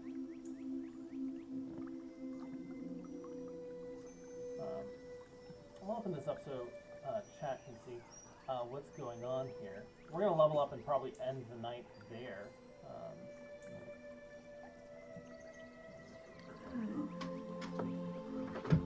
Get a bunch of new spells. So yeah, levels and features and spells.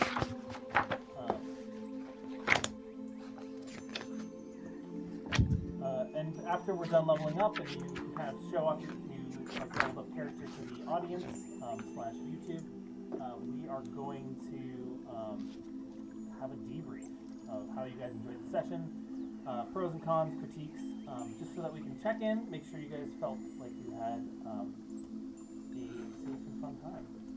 Yeah. If there was more things that we could add, if you want me to throw more manticores, less friendly manticores, there's only one monster in this entire adventure. It is man. That's fair.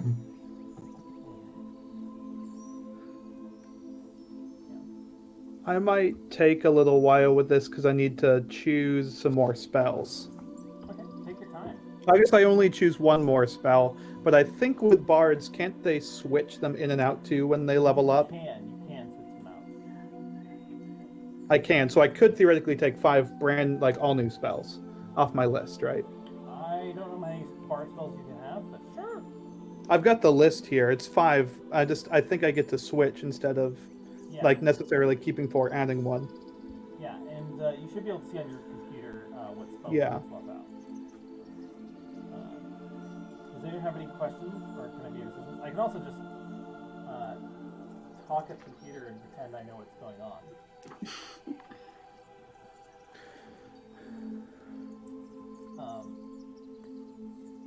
Yeah. This adventure is a really interesting adventure. I think ties in well to Frost Maiden for reasons that I can't quite divulge, but actually I can't say anything because you guys are currently here. I can say it to chat, but I'm not going to say it to chat.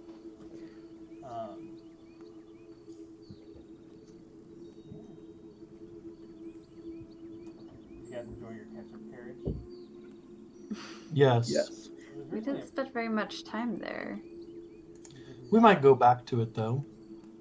I mean, I'm sure he's still in town haggling prices, Yes.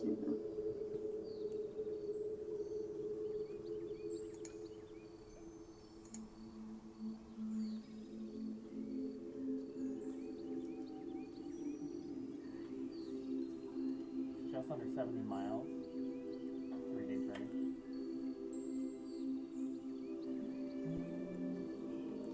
Yeti, what subclass are you taking?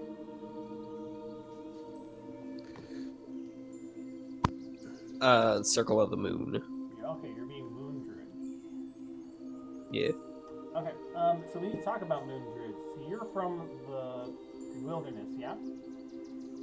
Yeah. Okay, so that's going to limit what animals you have available to you. Let me get Xanathars, and we're going to talk about what animals you can and cannot transform into, okay? So I can give you a list. Okay.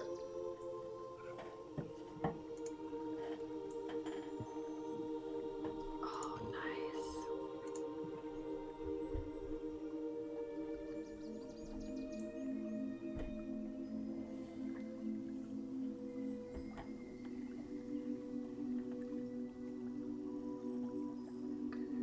Alright, are you ready, Yeti? Yeah. Alright, ready, Yeti. That's great. Alright, so you grew up in a forest. So you can transform into. Are you ready to write these down?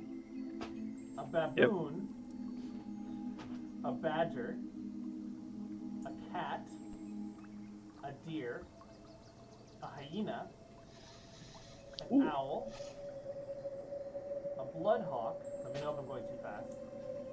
Oh, you're good. A flying snake, a giant rat, a giant weasel, a poisonous snake, a mastiff, a sturge. I didn't know a sturge was there. A boar, a constrictor snake. Man, this keeps going. An elk, a giant badger, a giant bat, a giant frog, Oh.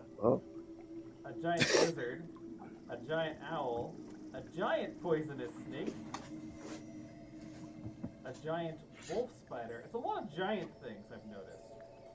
A panther, a wolf, an ape, a black bear, a giant wasp, a brown bear. It never ends. It never ends. You picked the longest list here. Brown bear, a dire wolf, a giant hyena, a giant spider, Oh my god. a giant toad, a tiger. I think you can transform only into CR1 creatures right now, right? Or CR2.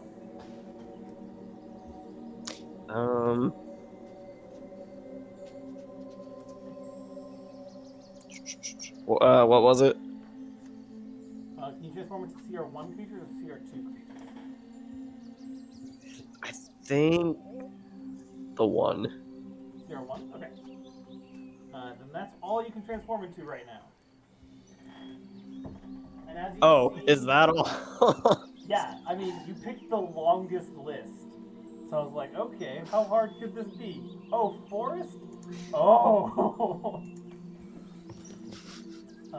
If you don't want to transform into a baboon, that's also okay with me. Go from being a I just now have like this giant paragraph. Yeah. It's like, I'll do a little drawing here. So you're real big. Right? This is you. Yeah. This is, fake here, how tall are you? What? How tall are you? I was gonna say my exact height is 7'3", if you want to go off of that. Yeah. I think I went with like 6 foot. Okay. Yeah. Okay. So this is kind of our scale.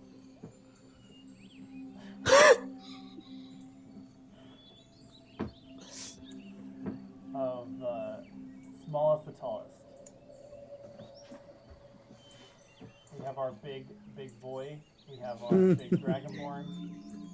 Big here. Who are almost basically the same size. And then we have Gertland. Can we show how big Manny is?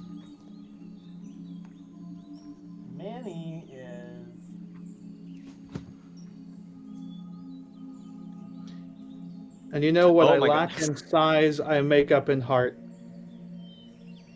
This is a beautiful, perfect drawing, and I don't want to hear any.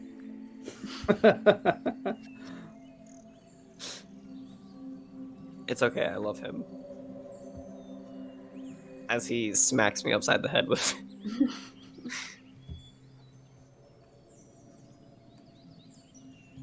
Okay. He's smiling. Got a little lion's mane going on here. This is Manny. Oh, Manny's got wings. He's Also. wonderful. Beautiful. Little wingling wings. I love him. All right. Beautiful. All right, I'm gonna erase all of this. Why? It's gonna make reading the map a lot more difficult for me. That's Only Gertwin's head is left. the Oh, only no. thing that matters. All right, is everyone good leveling up? I'm still choosing I think spells. so. I was gonna say I'm still debating on my arcane tradition. Okay. Well, let's do while you guys are looking at spells. This is, I think, an important thing for also the audience to see how we handle this. Is we're gonna do some like debrief time. So I have a couple questions for you all, and we'll go down one at a time. We'll start over with Yeti, and then we'll make our way to the left, going Gertwin, then Fakir, and then Medyork. So Yeti, how did you feel like that things were fun and safe? Do you have any things that you would like to see more of? And are there things that you're like, that didn't really hit home for me? I thought the whole thing was fantastic, and I hope I get like a whole flock of manticore children. But All right, we have a Pokemon trainer here. yes, Like the Pied Piper of manticores. yes. I just like hold a giant mutton in the air. How do Manticore feel about water? I mean, I could invite them to live in my secret library. They can't breathe underwater. You have to be very convinced. They're cats, right? They're giant cats. Basically. With scorpion tails and the faces of people. And little winglings. Alright. So everything was good on your end, then? You just want to have the opportunity Yes. for more manticores. Or more things Or to just like. more fantastic monster babies. More monster babies. Yeah. Gertwin, how about you? Oh yeah, I had a great time. No complaints really. I also enjoyed interacting with Manny a lot, and with the giant musician lady too with the dreadlocks. That was fun. Yeah, I just had a good time being my character. Thanks for doing some yes ending and giving me a lemon scone. Lemon scones heal 1 hunger point. Yay. I don't know what that means, but take it as well.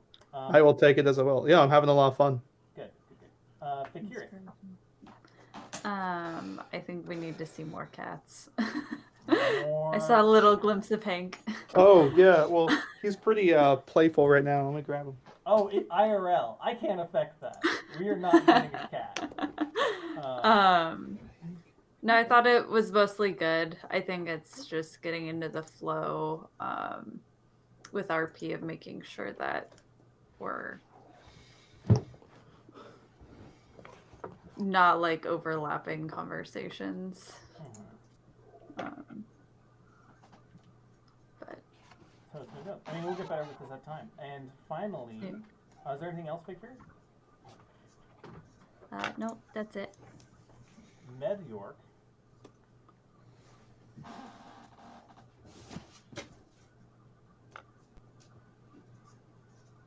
I was waiting for a question, I guess. Oh, same questions that I asked everyone else. Were you not hearing those questions, or? Not 100%. Okay. I was like ready to write things down. I was like, pause, wait for it. The questions were, how did you enjoy today's thing? Did you have any concerns about it? Or like, was it safe and fun? What would you like to see more of? I think that was the 3. I don't think that was the order I asked. Okay. Though. Yeah. Yeah, no, it was fun. I think it was a good mixture of things. I do, I agree. I don't think combat always has to be a thing, especially if you can solve issues other ways. So yeah, overall, good, positive experience. No concerns. Um, more ketchup? I don't know. More ketchup. You have no. I'm gonna take this seriously. You want more ketchup? Oh, don't you worry about the ketchup art. We're gonna get to the Icewind Dale, and then we're just gonna see ketchup cart like in the background. It's gonna be like the cabbage merchant from Avatar, Yeah. only it's the ketchup merchant. Yes, my ketchup. You see this haggling ketchup merchant. Hank everywhere. doesn't want to be on camera. No, he's squirrely right now. He just wants to bite things. Well, I think that's everything on our end. I think we're going to say goodbye to chat. This will be uploaded to YouTube eventually. I will edit it to get some ums and some retcons out of the way. And do some goofy promotional videos for it, which can only go well. Yay! Tune in next week. Gertwin and Yeti. Tim and Eddie. Are you guys going to be able to make it on time next week, or you guys know? Yes. I'll have to take a look. Okay. Also, I'm guessing you want us to jump on a little early, maybe like than 7. Is that the case, or? I would prefer it if you were 5 to 10 minutes early. Okay. You guys obviously don't have to come in like a half an hour early, but yeah. Anyways, we're gonna end the stream because this is technical stuff that they find boring. Everyone say bye. Bye. Goodbye, all. We love you all. Thanks.